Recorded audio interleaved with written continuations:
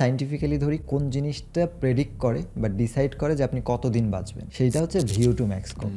প্রাপ্তবয়স্ক মানুষের ছেলেদের ক্ষেত্রে VO2 ম্যাক্স 50+ হলে তার হার্ট একদম ফুললি ফাংশনাল আছে, মেয়েদের ক্ষেত্রে 45+ হলে তার হার্ট ফুললি ফাংশনাল আছে। সাইন্টিফিক্যালি বলে আপনি যখন রান করেন তখন কিন্তু আপনি আপনার বডির 4 গুণ ওয়েট ক্যারি করেন পার স্টেপে। বিশেষ করে 5টা থাম্ব রুল যদি সে ফলো করে তাহলে তার রানও ভালো হবে, সে ইনজুরিতে পড়বে না এবং জিনিসটাকে প্রপারলি এনজয় করবে। আবার যদি কেউ regular strength training, running, nutrition এবং রেস্ট এন্ড রিকভারি কভার করে তাহলে সে অন্য মানুষের থেকে আরো বেটার স্ট্রেংথ পাবে, তার জয়েন্টের স্ট্রেংথও ভালো হবে, তার বোনের ডেনসিটিও আরো বেটার হবে এবং সে আরো লম্বা সময় বেটার অ্যাক্টিভিটি করতে পারবে। আমি দেখছি অনেকে স্কুলের যে জুতা পরতাম সেগুলো পরে দৌড়াতে যায়, এটা পরে দৌড়ানো যাবে না, এটা পরলে আপনার পায়ের জন্য একটু ক্ষতিকর, পেইন জুতো হবে।